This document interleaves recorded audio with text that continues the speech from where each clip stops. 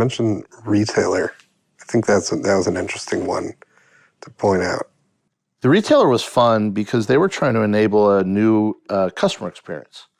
They had tried to enable for their show floors tablets. And they wanted to give the ease of a tablet where somebody could be walking around with you, shopping on the show floor, but deliver on all the requirements of being a point of sale, from PCI to security in general. And if you know anything about a tablet, if you think about your own iPad or your own Microsoft tablet, they're built for a one-to-one relationship. That tablet's yours and only yours, and it's meant to be only yours. Well, in a point-of-sale environment, that's not the way it works. These tablets are shared, they're moved around, and it's one-to-many.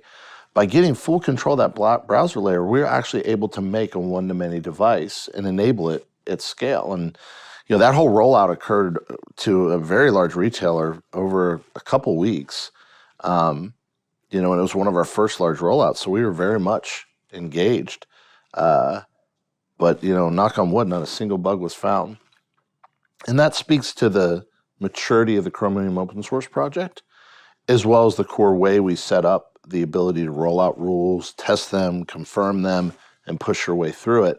It really takes the risk out of a massive rollout. But yeah, that's been a phenomenal. And they've now switched from internal point of sale usage to all sorts of other cases. Yeah. I remember my favorite part from hearing about that story was users coming back to us, the actual retailers on the floor saying, what I love about it is I'm not using the security tool, I'm just using a browser. Yeah. And it speaks to so much about how that user experience came first for us. Yeah, the end users are thinking they're just finally allowed to use a browser. They go right to the site, they work with it, they're done. They're not being backhauled over, they're not being shoved into a virtualization environment. They're just using the tablet the way it was meant to be used. Huge testament to the end user experience.